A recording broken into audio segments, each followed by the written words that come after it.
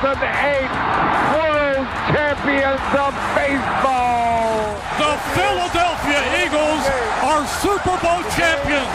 Eagles fans everywhere, this is for you. Now entering the game for Philly Pressbox Radio, Bill Furman and Jim Chet Chesko. It's Wednesday, April 5th, 2023. Welcome to the Philly Pressbox Radio Roundtable, brought to you by the Irish Rover Station House in Langhorne, PA, Allstate Insurance in Westchester, PA, Cavs Philly Tailgates, and the Edge of Philly Sports Network. I'm Bill Furman. I'll be your host tonight, along with my partner, Jim Chet Chesko. Hey, Chet, the Phillies have opened the season ice cold. They did win yesterday, turned around and lost again today. They're 1-5. The Sixers have lost 4 of 7 after a big win last night against the Celtics. They're still hanging in there. Flyers are playing out the string. The Eagles have made a move for another defensive lineman. We'll talk about that. UConn and LSU are the college basketball champions. And we're going to talk roller derby tonight. So much to talk about on Philly Pressbox Radio. Yeah, not the start to the baseball season that we were hoping for, Bill. I wasn't in panic mode, but I'm certainly a little bit concerned. I'll say that. By the way, Derek Hall with a right thumb injury today, too. We don't know how serious that is, but they have called up the Clemens kid. So probably going to miss at least a few days. We will talk Sixers and Flyers and Eagles, too. And, oh, yeah, congrats to the LSU women and UConn men on those national championships. Yeah, plenty to talk about. We'll certainly talk a lot of Phillies because, as you might be panicking after 6 games, me not so much. I said concern, not panic. Concerned. Okay.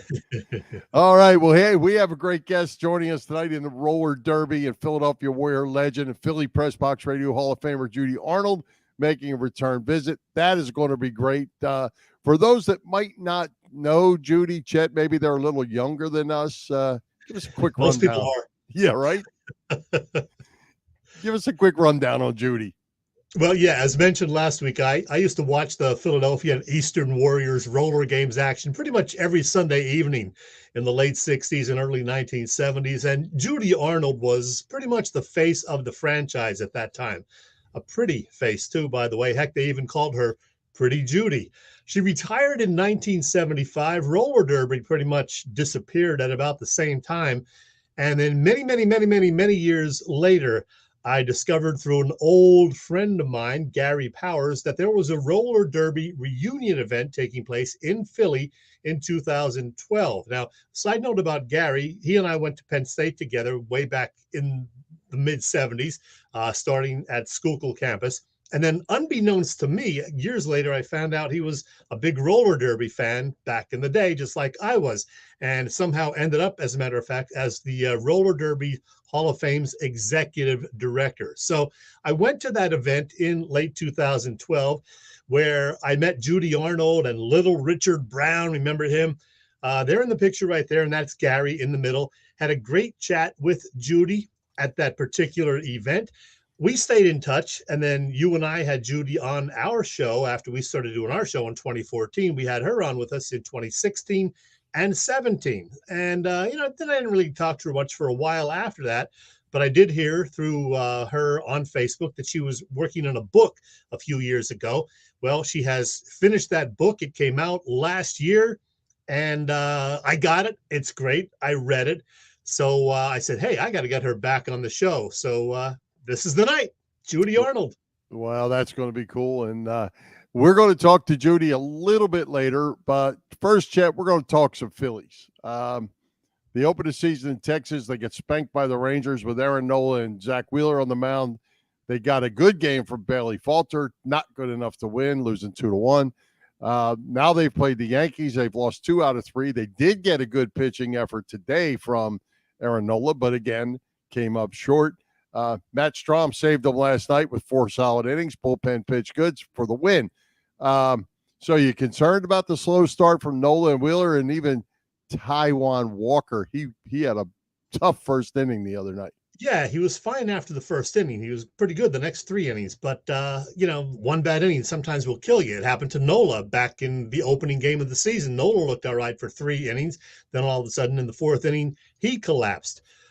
Good thing about Nola throughout his career, after he has a bad game, a real, bad inning like that, his next start, he usually does pretty well. And he did so today. Unfortunately, he was going up against Garrett Cole, one of the best pitchers in baseball, and the Phillies only mustered a couple of runs, so they lost. But yeah, 1-5 is certainly concerning. Again, it is only 6 games, so I'm not in panic mode. The Yankees are pretty good. Texas, looked good. I think they're 4-2 now. They swept the Phillies and they won today, I believe. And now the Phillies do come home. The opener, in case you didn't hear, has been postponed from tomorrow. It'll be Friday afternoon instead. And the next 10 games, I believe, are against the Reds and Marlins. And those first 6 games will be at home. So hopefully the Phils can right the ship here, get back on track. But yeah, it was a little concerning the way the pitching especially did not look so good over the first week of the season, including Zach Wheeler in game 2. So they have some work to do for sure. And even the hitters, they've gotten a lot of hits, a lot of guys on base, but they can't seem to group them together. Plus, they've made some dumb base running moves as well. So, yeah, it's early in the season. You hopefully will get all that straightened out. Yeah. So let me ask you, you hit the starting pitchers pretty good. What do you think of the bullpen so far? They've already made a one transaction already. Soto didn't pitch very good again. Brogdon didn't pitch well his first time out. He's pitched well a couple times since then. What is your thought on the bullpen at this point on a very small sample size? It's gotten a little better as we moved into the first full week of the season, but it was scary bad early on. Soto has not looked good. And Kimbrel, didn't look great either, even in getting the non-save in the win. It was a 4-0 game. He gave up a run and brought the tying run on the plate eventually before getting out of it. So Kimbrel scares me a little bit. Sir Anthony, gave up a leadoff double or triple today, but then settled down. So I have faith in Sir Anthony. I think the bullpen will be okay. To be honest, I'm more concerned about the starters because we don't know what the deal is with Ranger Suarez. Falter looked good, and he looked good at times last year, but he's not a top 3 guy. We know that. Matt Strom looked good in his 4 innings of work in his first start, but he hasn't done a whole lot of starting in his career. And who knows what's going on with Andrew Painter? Haven't heard anything lately about Painter. So I'm more concerned about the starters than the bullpen. Yeah, Suarez threw live on the mound today in Clearwater, so. Okay. He must be getting close anyway, at least there's no place to have a rehab start at this stage of the season. So I guess it has to be live, down here for now. Hey, speaking of guys making progress, how about Bryce Harper? Batting practice yesterday, and they said he was banging them out of the ballpark. He could hit right now if they wanted him to.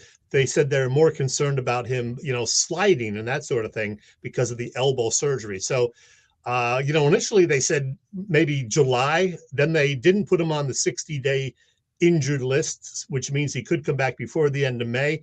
It's sounding to me like he will be back in May for sure. So that's good news after a 1-5 start, at least. Yeah. Well, let me ask you, the lineup, again, small sample here. The lineup's been getting shifted around pretty regular. Alec Bohm playing a fairly good amount of first base. I'm not big on that move. And now with his injury you mentioned earlier today, maybe there's more Alec Bohm at first base. That's getting Sosa and some other guys. Clemens, if he's getting the call up, is probably going to get to play some infield. I think maybe this Rhys Hoskins injury could be a little more serious than we thought for this team over the course of the year. Yeah, it certainly sounds like it might be. Again, we don't know what the extent of the injury to Hall is. It's a right thumb thing, but who knows? It was just jammed and it'll be fine in a couple of days, or if it's something more serious. We don't know. They haven't said just yet. But it's a concern, definitely. I'll tell you, Trey Turner's look good. Bryson Stott's look good. Bohm got off to a great start. I think the last couple of games not as good, but I think the hitting's going to be there. So, let's talk in 2 weeks and see where they stand. That's what I'm thinking. And, I've seen some of our people that follow us that are much more concerned than you and I are, and you probably even a little bit more than me. It's way, way, way early. And certainly, we analyze game by game starting for all 162 of them because that's just what fans do. But I think it's way too early to be talking about this. Hey, Yeah. and with Joe, look at Joe. He's already sending Kimbrel down the road here in June. It wouldn't shock me if he doesn't last the year. So I'll go with that anyway. Yeah, and I do like what Joe says here. I don't like ball moving from back and forth. I'm with that, but you got to have somebody that can fill that spot, whoever it might be. And right now, it doesn't look like we've got anybody to do that. I just heard Rob Ellis say on the radio the same thing. He'd rather not see Bohm shift back and forth, keep him at third, figure out who's going to play first, and go with that. We didn't mention that Nick Castellanos, who got off to a decent start, but now he's kind of reverting back to his old form. A lot of people thinking Castellanos is going to have a much better year than last year, but I'm not convinced just yet. Yeah, it's too early. It's early. Too early. You would like to see him come out of the gates on fire, but that's just not necessarily how it works. So, but speaking of being on fire, you got to like what Trey Turner has given this in 6 games. He looks like he's going to be fun to watch and going to be on base, going to do everything we thought we were getting. One can only hope it stays that way. Yeah, and we got a couple of Schwarber bombs also in the last 2 days, so that was good to see. The center fielder, Brandon Marsh, who didn't play today, they said he might have been banged up with something. He had an awful game Monday night, but then a great game on Tuesday night, hitting a home run and running the base as well. So that was good to see. I like Marsh. I think Marsh is going to be okay. Yeah, I'm not pushing the panic button yet, Bill. I'm just saying I'm a little concerned because of the 1-5 start, because they're in a tough division and the Braves are playing well. The Mets are a good team. So you hate to get behind the 8 ball right away like this. Absolutely. We've seen it with other teams. And like you say, let's visit it in a couple of weeks. We'll certainly talk about it every week as the season plays out. But it's way too early to get too excited. They could, win. Heck, they could win 4 out of 6 before we talk again, and they're right back in the mix and all. We hope. Good. We hope. All right. And PJ left us a note as well. The Mets were swept, so don't worry too much about them. The Mets are still the Mets. I think the Braves are clearly the team to beat in the East. So, speaking of the Mets, the pitcher, he's gotten off to a rough start with them. Good old what's his name? Verlander. The other one. Verlander got hurt, right? Scherzer. Yeah, Scherzer off to a rough start. Yeah.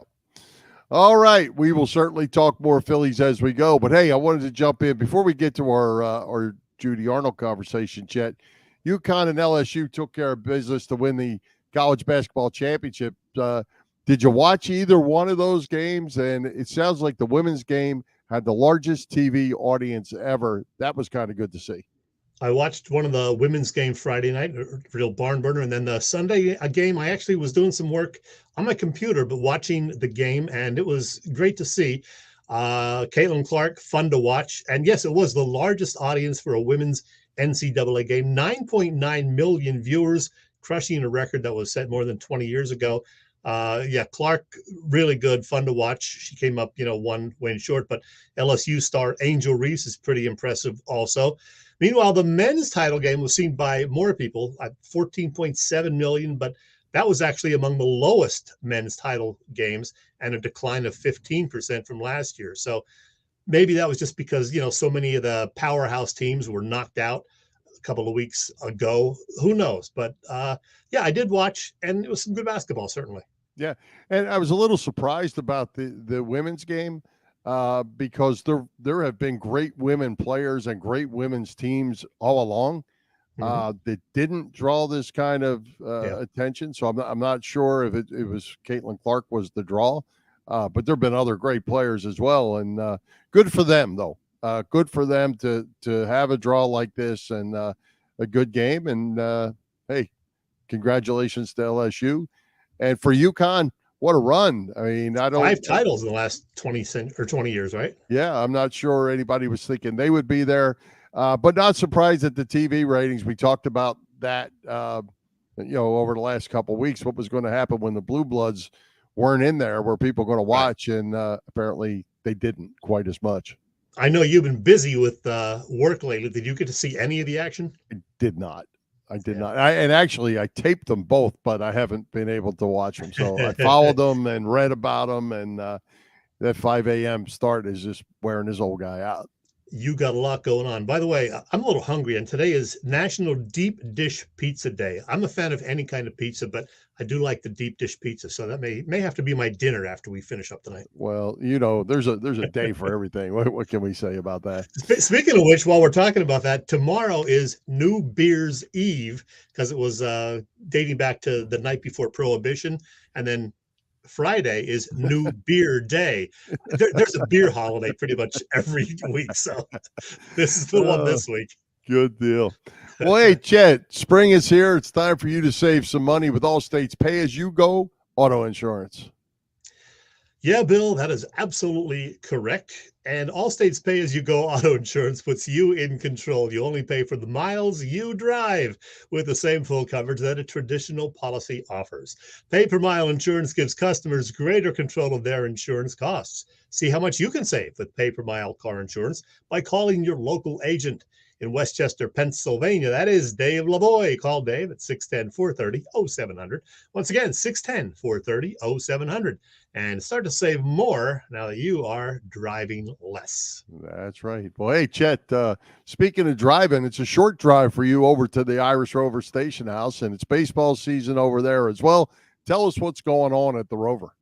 Exactly 20 minutes from my house, in case you're wondering. Lots happening at the Irish Rover Station House. As always, they still have Quizzo every Wednesday evening. And this Thursday evening at the Rover, the folks from Yards Brewery will be there. You can sample a new Yards beer release at the Rover. And, check this out.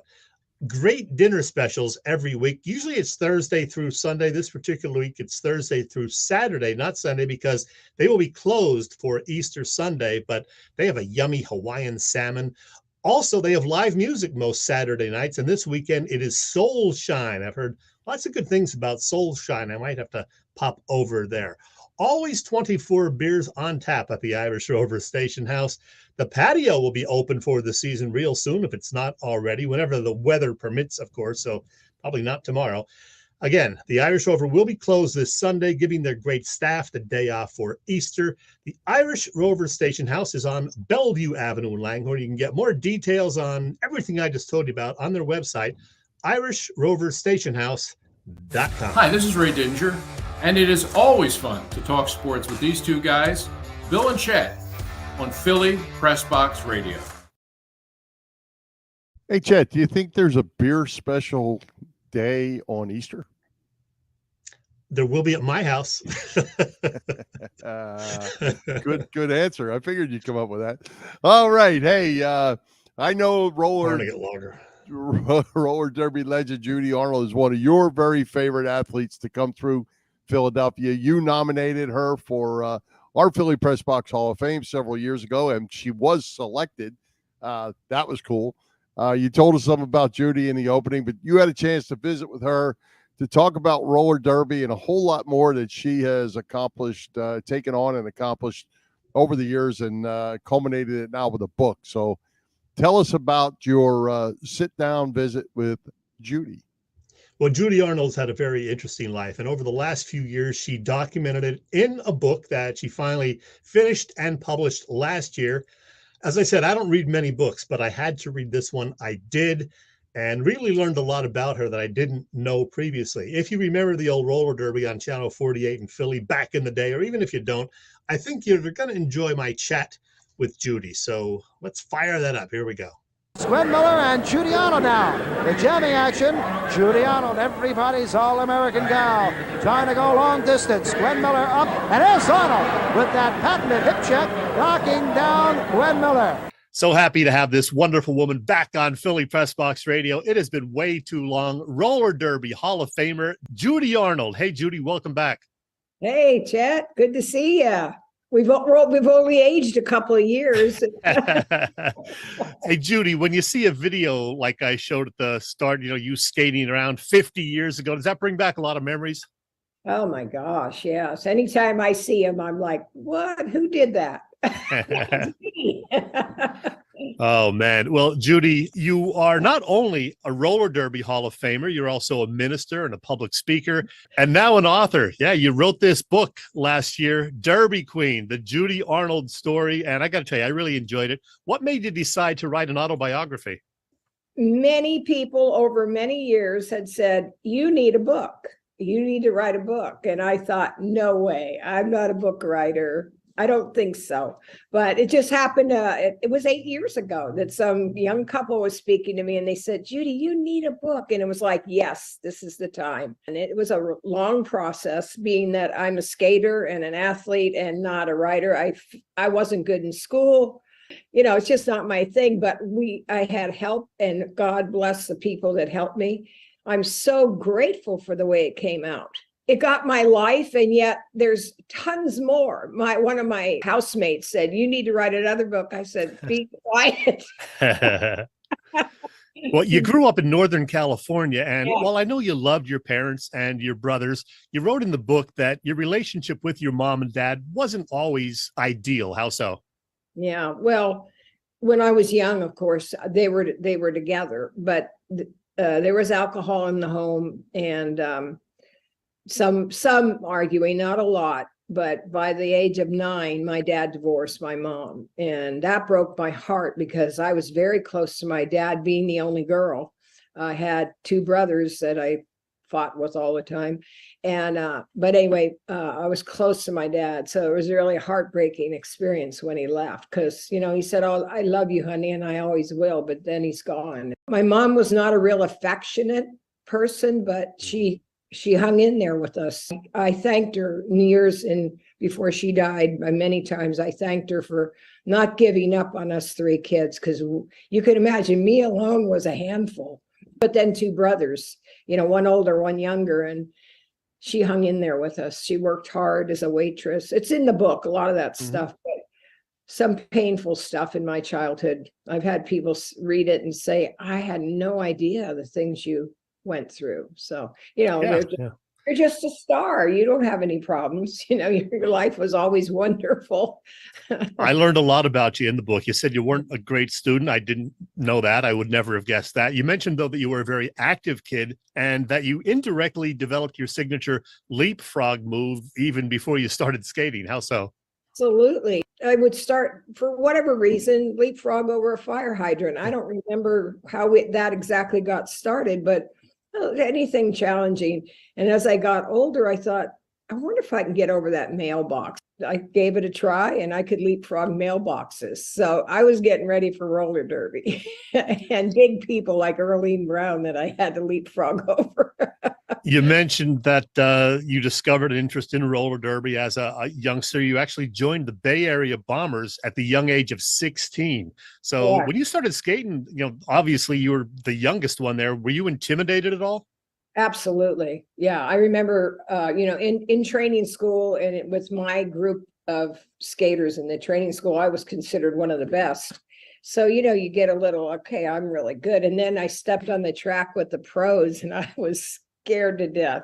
I didn't know what to do. I didn't know who to block, who not to block, who was going to kill me, and it was intimidating. But I had Peanuts Carol Myers, and she had trained with me, and she'd already got on the Bombers. I said, what am I supposed to do? She said, stay out of the way. So I did for a little while. Always good advice. You ended up with the Hawaiian Warriors, and then that franchise moved to Philadelphia in 1967. After living on the West Coast and then Hawaii, that had to be a real culture shock, moving to Philadelphia. Absolutely. Besides that, a California girl. Yeah. Most of the kids that came to Philly were from California.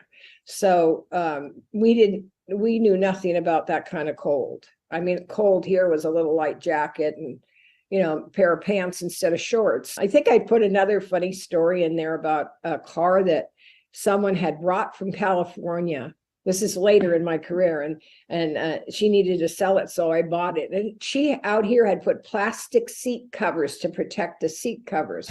I know you back east, y'all don't do that, but I bought it from her. And one winter day, I came out of the arena and I jumped. I was freezing. I jumped in my car and I heard crack.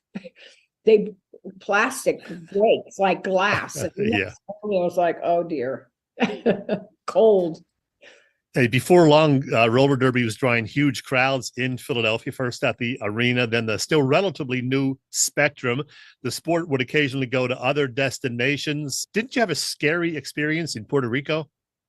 Oh yes, they had sent our skating films into Puerto Rico for a year before we went, and I got all kinds of fan mail from there. So when we went there, the fans were like so excited, and the building I don't even know if it held maybe 1,000. I'm guessing not even that much, but it was, that place was packed, and people started coming.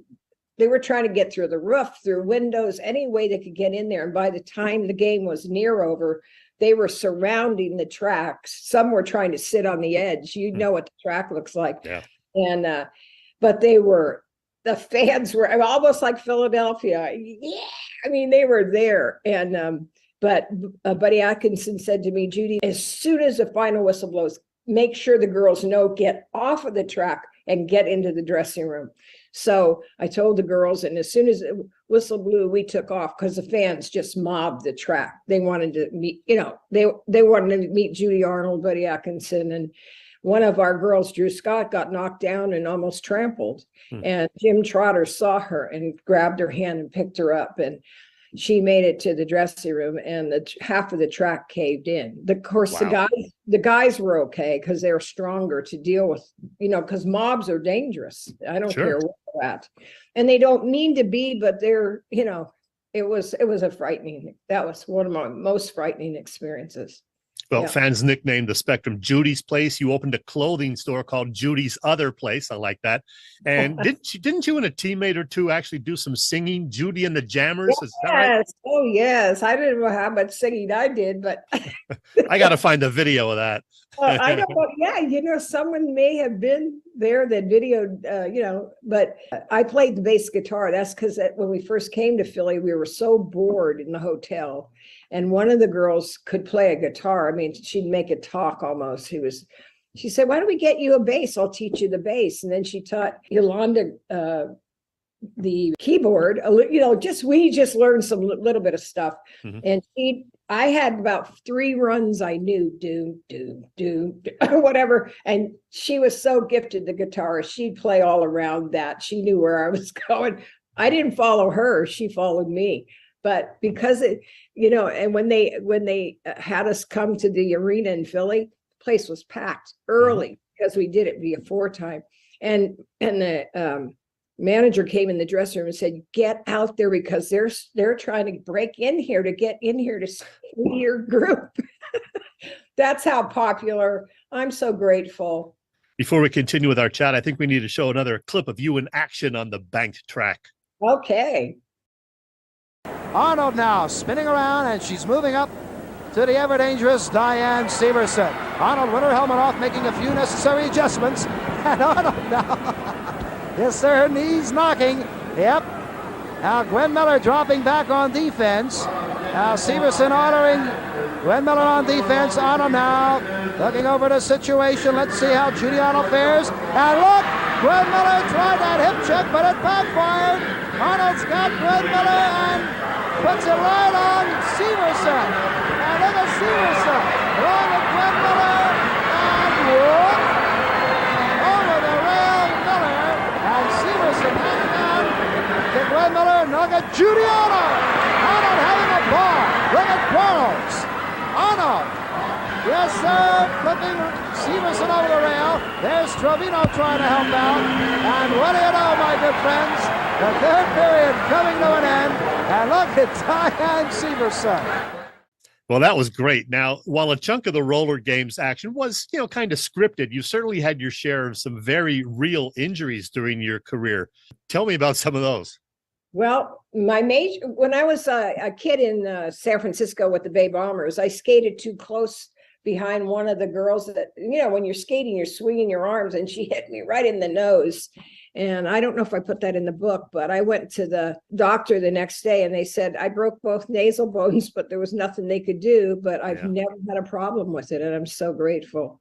Probably the greatest injury was in 73. Yeah. Yeah, the broken ankle, right? It's a spectrum. I was, all those people, the place was packed, and I was doing what I usually did, trying to block two girls out. And the next thing I know, I'm in the rail. I'm going toward the rail, and my skate caught on that bottom rail that keeps us from skating out.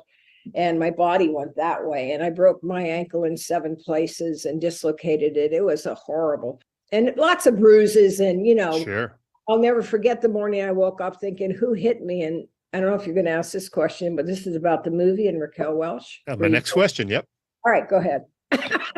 About the movie, during your first visit to our show back in 2016, we did talk about the fact that you were in Kansas City Bomber. You appeared as yourself and also acted as Raquel Welch's stunt double for many of the more difficult skating action scenes. We just lost Raquel in mid-February. I want to ask you again about that. If I remember, you said you had a thick, dark wig on for your skating scenes, and that made it kind of tough to do because you were having trouble seeing skating around. Absolutely, because I've always had short hair and I have good peripheral vision. So when you're skating, you need to know who's next to you, or, and when we went to do the movie, they put this wig on my head. And the hair not only had to be here, but it had to be in my face when we were doing the movie. They said, as much as you can, keep it in your face, because they didn't want people to know it wasn't Raquel. We probably worked on the track for a couple, 3-4 days for me to get used to that. And I never really totally did, but I was able to function. You also said Raquel didn't seem like she was in the best of spirits. She wasn't in a great frame of mind some of the time. Yeah, it was a experience for me, because you assume as young people, especially, we think if you have money, looks, and you're popular, you're happy. But working with Raquel Welch, I sensed that she was not a real happy person. Mm-hmm. She was kind to us. And I joke with people, I said, she was wise, because she knew we could hurt her if we wanted to. None of us would do that, we wouldn't, but she was kind to us. But I just sensed a sadness in her. And that really caused me to start thinking about, who are you, Judy Arnold, and where are you going, and what's your life about? Well, when I got home, I started where is my life going, Yeah, well, that movie came out in 72. And then in 1973, you did suffer that badly broken ankle. Within a couple of years, then you did decide to retire. Take us through that decision, give up on a sport that you were terrific in, making some money, and then to all of a sudden go to, as you put it in the book, an empty slate.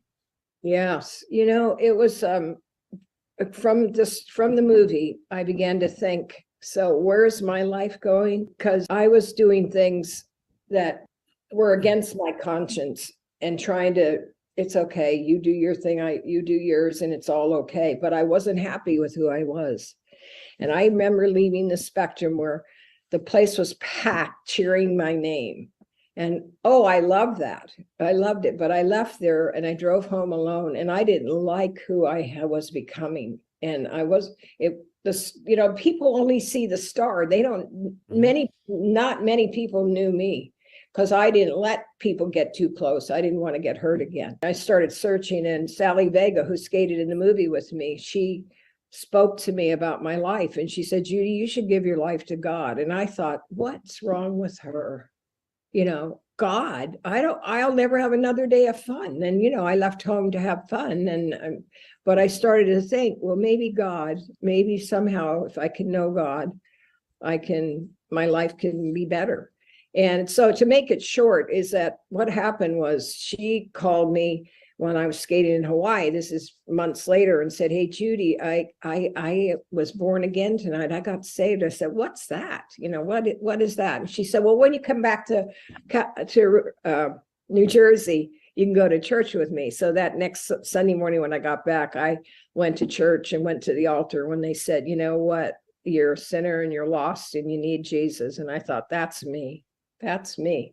And I went forward and I accepted Christ, and it was a process of working in my life. It was a process. But what I really want to say is, in my personal time alone, trying to pray, I felt the love of God in such a way that that's what I always look for. I look for love. We're all looking for love and acceptance. And when we don't find it, we look another one. Try this, try that, try this. But when I really met Jesus Christ personally and knew that he knew everything about me and he loved me, it was like, okay, this is where my life needs to go. I want to follow the Lord. You ended up teaching Bible school. You became an ordained minister, spoke to inmates at the LA County Jail for a while on Mondays. Years. Yeah, quite a life. The Roller Derby Hall of Fame was out of business for more than 3 decades. But when it got resurrected in 2004, not surprisingly, you were in the first new class of Hall of Famers. You're also, by the way, in our Philly Pressbox Radio Hall of Fame, the only female with that honor. So Wow, you didn't even know that, I bet. No. You were honored with a Lifetime Achievement Award. It's got to be nice to, be remembered and appreciated all these years later after roller derby.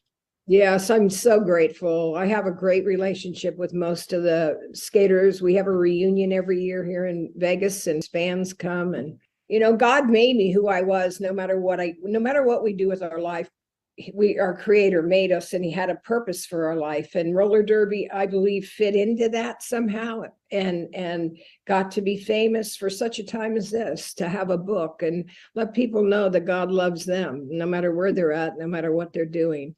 And my skater friends, or many of them are Christians now too. It's amazing.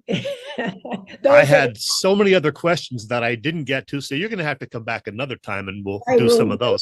Let's do it.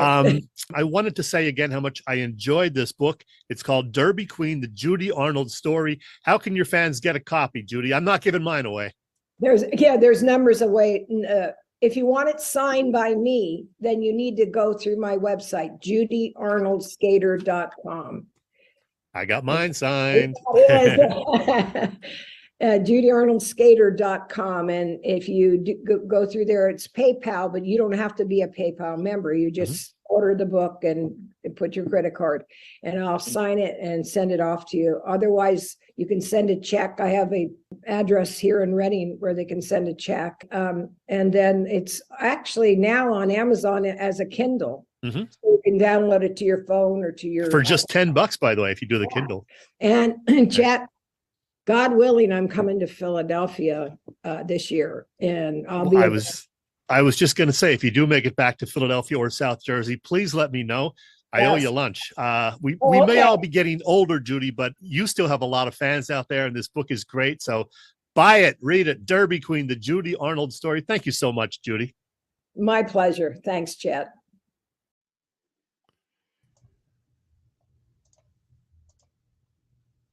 Well, Chet, I'm just gonna start out and say that is an amazing woman right there. I'll start out with that. Yeah, she is awesome. I'm so glad I got to know her. My thanks to my old buddy Gary for introducing me to her 10.5 years ago. And now, Judy and I are friends. I talked to her on the phone about a month ago for a good 20 minutes while I was on a car ride somewhere. And I'm so glad she's doing well. I didn't know she had a heart attack about 20 years ago. I didn't realize that until a few weeks ago. Doing well now and living out in Northern California. And I do hope she gets back east this summer. She occasionally does come back in the summer, and I saw her in, I think, 2016 or 17. So, yeah, I agree. There should be a movie of her life. That would be great. Yeah, I'm going to flip up. There's a bunch of comments here. I'm going to try to put as many of them up here as I can. The other thing I wanted to say, Chet, is the old videos. Great job pulling them together. And, it took me way back in time, a long time ago, but those videos were cool. The old pictures are very cool. And, I guess, again, I'll say this, the quite a humbled woman. And it's amazing that somebody could be at the top of one mountain and go down to the bottom of the mountain and end up back at the top of another mountain. I think that kind of explains Judy Arnold. Yeah, and we have great guests pretty much every week on our show, but I was really looking forward to this one. So I talked to her the other day and I prepared for it, and I didn't mind spending, 5 or 6 hours afterward getting all those videos and pictures together and enhancing our little interview because she's worth it. Such a nice woman. And clearly from all the comments, she's got a lot of friends and fans out there all these years later. So that's great. Yeah, absolutely. And we appreciate everybody that joined us. There's a lot of Judy fans that came on to watch that interview and watch our show tonight. And we certainly appreciate that and hope you all enjoyed it as much as we did. And many of them came on just because Judy was on, and we appreciate that. But if any of you are Philadelphia sports fans, check us out every week because we got good stuff for you every single week. Right. And we have a YouTube channel. So check that out. Philly Pressbox Radio on YouTube. Like us, follow us, do whatever. We certainly appreciate that as well. And I mentioned to Judy, the whole show is on there, live as we're doing the show. But tomorrow morning, I'll break down her interview and put the interview separately on YouTube and on Facebook. So you can just, go right to that if you don't want to watch the rest of this great show. There you go. All right. Good job by you too, by the way, pal. Thank you, Bill. All right. So, hey, let's move on a little bit and tell us what's going on over at Cavs Philly tailgates. Well, because the game was postponed tomorrow, I assume the tailgate's going to be postponed until Saturday. But yeah, Bob Cavanaugh and his folks will be quite busy over the next several days. They are throwing tailgate parties before both the home opener, which again is now going to be Friday, not Saturday. And then Friday, not today. There's a Saturday tailgate also, and that is sold out, but you can still get in on the one before the home opener.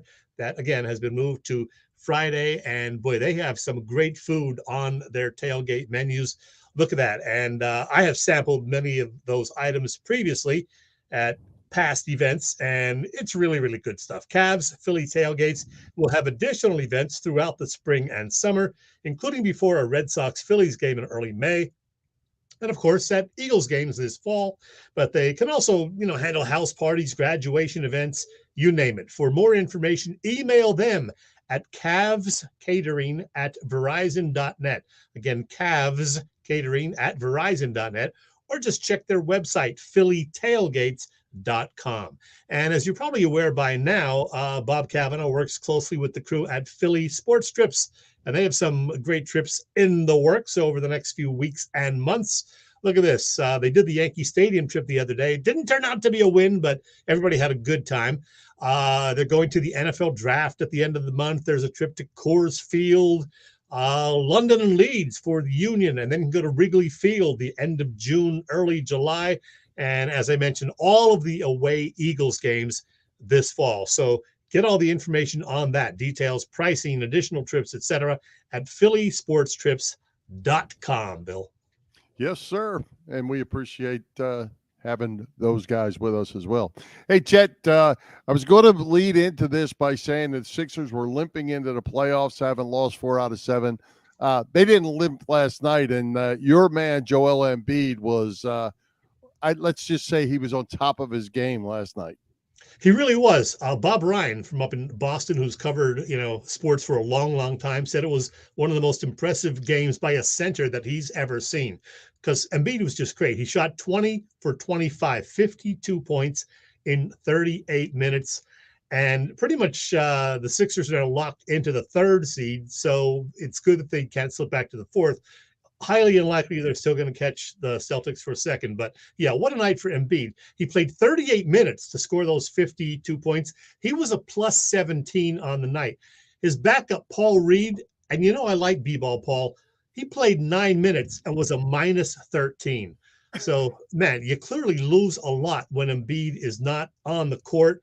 Now, I'm not going to get carried away and say, yeah, the Sixers can beat the Celtics, because Boston won 3 out of the 4 meetings this year, and they were without Jaylen Brown last night, and they still almost pulled it off in the end. The Sixers got a little sloppy in the last 20 seconds, believe it or not. So they got the win. The key thing for me is that Embiid seems to be very, very healthy right now. Harden still got a little Achilles thing, but he's playing through it. He's had some good games, some bad games, but I think he'll be better than he was last year in the playoffs. All in all, a good win, but it's not going to make me say, yeah, they're definitely going to get past the second round this year. we shall see, as I like to say, Bill. Yeah, well, and I think we all can say we're not going to get 52 points from him every night, and you don't want 52 points from him every night. You want, 4 guys scoring 25 or 3 guys scoring 30. You take that, and you're probably going to win. You can't depend on one guy to do that. As great as he played, that's not the formula. Yeah, Maxey did not have a good night. In fact, his last 3 games against the Celtics, Maxey has been in single figures, I think 5, 6, and 8 points in those 3 games. So if they're going to play the Celtics in the second round, Maxey's going to have to step it up.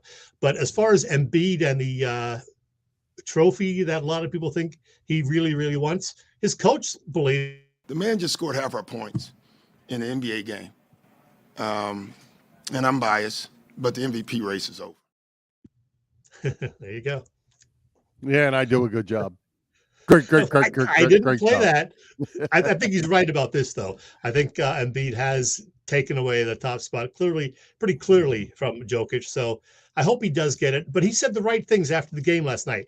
He said that'd be nice, but there's still more work to do. He was mad how they got sloppy at the end and almost blew a 7-point lead in the last half minute. So I think he is focused. And while he wants the MVP, he also really wants to go further into the playoffs than they have the last 4 years. Okay, so let me ask you this. There's just, 3 games left, right? 3 games left. You shut him down, give him a week off, give Harden a week off. Well, there's nothing to gain, nothing to lose. Next week. Yeah, they have the whole next week off anyway. I would they have a back-to-back Thursday and Friday. So you're definitely not going to play him in the back-to-backs. Give him one of those 2 games off, and then they finish up on Sunday. I would still play him Thursday and Sunday because they're not going to start their playoff series till I think the following Sunday because they have that kind of play-in round, the 7 through 10 teams. So they'll be playing during the week. The Sixers will have pretty much the whole entire week off. So yeah, I would not play him all 3 games, but I would definitely give him at least one of the games off, if not 2. There's the standing. Sixers now have clinched the 3rd spot at the very least. They would have to win out, and the Celtics would have to lose their final 3 for them to pass the Celtics. That ain't happening. So it's looking like a Sixers-Nets opening round matchup. The Nets haven't yet clinched that 6th spot, but that's what it's looking like. I'd rather play the Nets than the Heat, to be honest, because the Heat can be troublesome if Jimmy Butler is on his game. So either way, though, the Sixers win that, and then it's going to be a meeting with the Celtics in the second round. And much as we'd love to see them get past the second round finally, it ain't going to be easy, Bill. No. And Chet, you're going to find this pretty hard to believe. Coming from me, shut him down. Get him rested, get him healthy, whatever it is. Unless these ailments we hear about aren't really ailments and are just rest periods. Yeah. If he's hurt, shut him down, shut Harden down, and they got to hit this thing, and they got to, they got a long road to hoe. We talked about their bench. They're going to have to play long minutes. Shut them down, get healthy, go after this thing, and win it one at a time. One game at a time, one series at a time. It ain't going to be easy, like you said. Let's play him one more game, either Thursday or Friday, then shut him down. He's got a full week plus off then. Yeah, well, you never know what could happen in that one game, though. I know. I would regret it if he got seriously hurt. Exactly. It's meaningless. Yep. All right, let's move on. Let's give a shout out to all the shows at the Edge of Philly Sports Network this week. Football season's over. It's not stopping. What's going on at the Edge of Philly? Baseball, basketball, hockey, lacrosse, union soccer. We got it all covered. Catch all the action on www.eopsports.com as well as on Edge of Philly Sports on YouTube. You can find our show on Philly Pressbox Radio YouTube channel as well. Please help us out by hitting the subscribe, follow, and like buttons. And as always, share with your family and friends. Yeah. All right. Well, hey, Chet, let's touch on the Eagles real quick. Not a whole lot going on, but they quietly made a move to strengthen the defensive line with the addition of Kentavious Street from the Saints. And by the way, his name is Street. That's what he goes by. Kentavious has been hacked so many times. His name is Street. That's all he goes by. Oh, just like Slay. So yeah. That's it. Street and Slay. There you go. Yeah, I don't know a whole lot about him. I know he was kind of a journeyman player, played for the 49ers and the Saints last year. Had a decent year last year. I think he had 3.5 sacks. Played pretty much every game. He had some injuries the first couple of years he was in the league. So more depth, another 1-year contract guy. How he likes giving these 1-year contracts. So we'll see what he has to offer. I think more importantly, though, a lot of talk about the draft still this week and whether the Eagles go with Jalen Carter if they stay at 10 or Bijan, the running back. I know we talked about him before, but there's a lot of buzz. Some people love the idea. Some people do not want them to take a running back, no matter how good he is at 10. What do you know about Jalen Carter? You've watched Georgia play a lot of games. He's a Georgia guy, so he's got to be decent. If Jalen Carter is available at 10, the only way it would be because he's got some legal issues going on. Yeah. He will absolutely be picked at 10. He's the best player in the draft.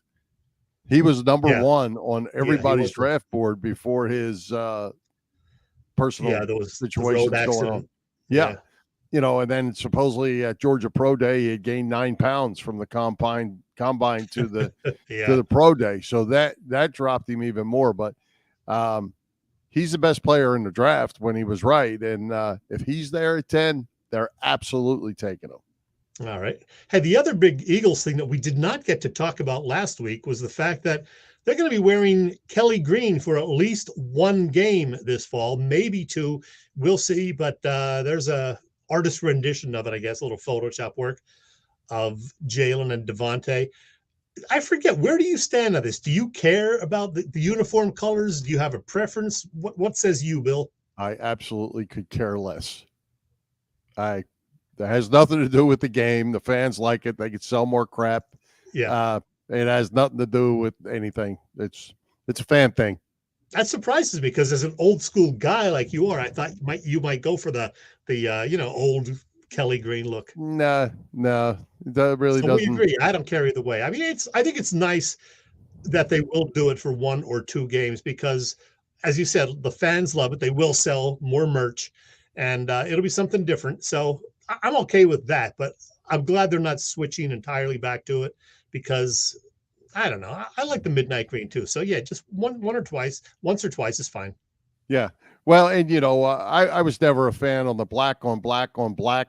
Only because they used to wear them for big games and they didn't win those big games. Yeah. And I think Boop kind of corrected me on a stat. I think he actually put up that later on they actually played a little bit better in those alternate uniforms, but I just wasn't a fan of it because they just didn't seem to be successful in it. So anyway, just play the game. I don't care if they're out there in practice jerseys, just win and wear them wings.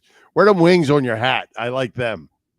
Hey, the other thing from pro football that we didn't get to touch on, the NFL apparently is pushing for the ability to switch or to flex some Sunday games to Thursday games or Monday.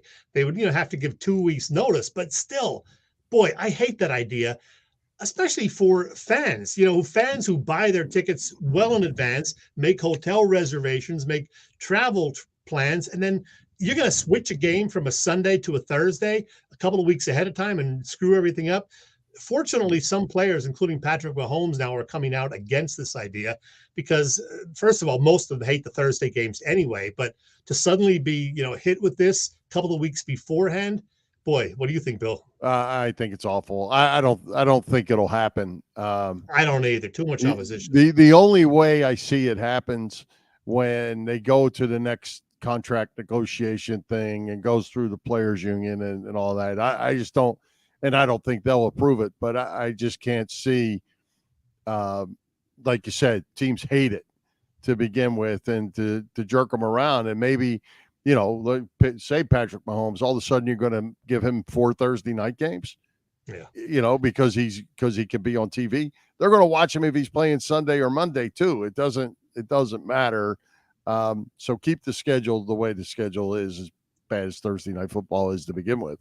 And that's the reason why they want to do it, because Amazon is not happy that they ended up with a lot of crappy games last year. Amazon paying the NFL, a whole lot of money now for these Thursday games, and they want some better quality games. So I can understand where they're coming from, but yeah, I agree. It's just not fair.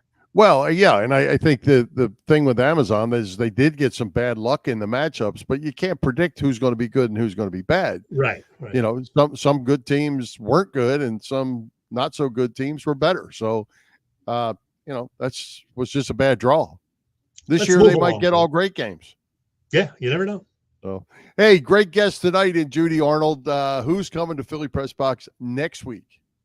Well, as we mentioned, Bill, the Sixers regular season draws to a close this Sunday, and then they get several days off, pretty much a full week before their first playoff game against the Nets or whoever. We're not entirely sure yet. So we will get a Sixers playoff preview next week, courtesy our buddy from the Inquirer, the Sixers beat writer, Keith Pompey. Keith does a great job covering the Sixers. So we look forward to getting his take on what sort of run the Sixers might be able to make in the postseason. We may or may not have a second guest. If not, though, Bill, I'm going to promise you a random Chet segment. Oh, boy. Well, I'll tell you, I'm going to do a random Bill for you, Chet. And since I control the agenda here, we're going to skip the Flyers for you tonight. Oh, no. How's that? Because we're running out of time, and we spent quality time with Judy Arnold, and I'm glad we did. So we're not going to spend any quality time on the Flyers. We'll catch up with them next week. How's that for you? Get over it, everybody. Yeah. All right. Let's take another quick break. Thank our friends at the PPCC 118 Raz Room. They post great sports memorabilia, excuse me, on their Facebook page so people can take a chance of winning something they may not be able to afford or have access to. All items come with certificates of authenticity. They continue to run out great autographed memorabilia from all the Philly teams and more. Check out their Facebook page. Like it or follow it. It's PPCC 118 Raz Room. That's right, PPCC 118 Raz Room on Facebook.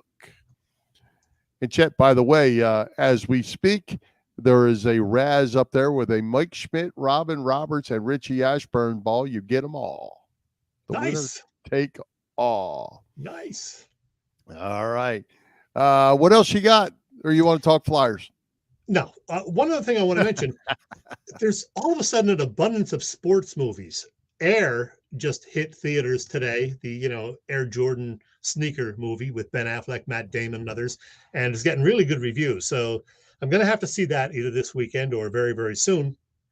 Also, there's the George Foreman movie coming out later this month. And Bill, I saw 2 movies over the last couple of weeks. Bring Judy back next week. She would like that. I saw Creed 3 and I saw Champions. Yeah, we know. Champions is the movie with Woody Harrelson where he ends up coaching a bunch of Down syndrome type kids. Schmaltzy, but really, really, really heartwarming. So I think you would like Champions. And as for Creed 3, man, it is still good. I love the first Creed movie. The second one, not quite as good, but the third one, really, really good. Predictable, but good. So go see Creed 3. Go see Champions if it's still in the theater near you. I like them both. And that's all. I love going to the movies and a couple of good sports movies. So check them both out. Absolutely. Good stuff. Again, we're going to wrap it up, Chet. But, hey, great job with the Judy Arnold interview. And thanks to Judy for coming on with us and get that book. Do you have that address again right handy, or is it in your I don't video? have it handy, but it was in the piece. And JudyArnoldSkater.com is where you can order it from her website. And if you wanted to pay by check, you can find out through that how to do that. But $25 if you want it that way, or $10 on Amazon Kindle if you want to read it as a Kindle. So and get it out. It is worth it. And if you go through JudyArnoldSkater.com, you can get your autograph copy. Yes. That way. Yes. Very good. Anything else before we wrap? That is all. Enjoy what's left of flatbread dish, or deep dish pizza day, because I'm getting hungry. There you go. Me too. All right. Let's thank tonight's special guest, Judy Arnold, our sponsor, the Irish Rover Station House, Cavs Phillies Tailgate, PPCC 118 Raz Room, and Dave Lavoie of Allstate Insurance in Westchester, PA. For Jim Chetchesko, this is Bill Furman. We hope you enjoyed the show, and we'll join Philly Pressbox Radio next Wednesday, April 12th at 7 p.m. You can see us live on Facebook. Listen to our website, phillypressboxradio.com, on Google Podcasts, as well as Apple Podcasts, iHeartRadio, and all the others. High hopes, Philadelphia sports fans. High hopes.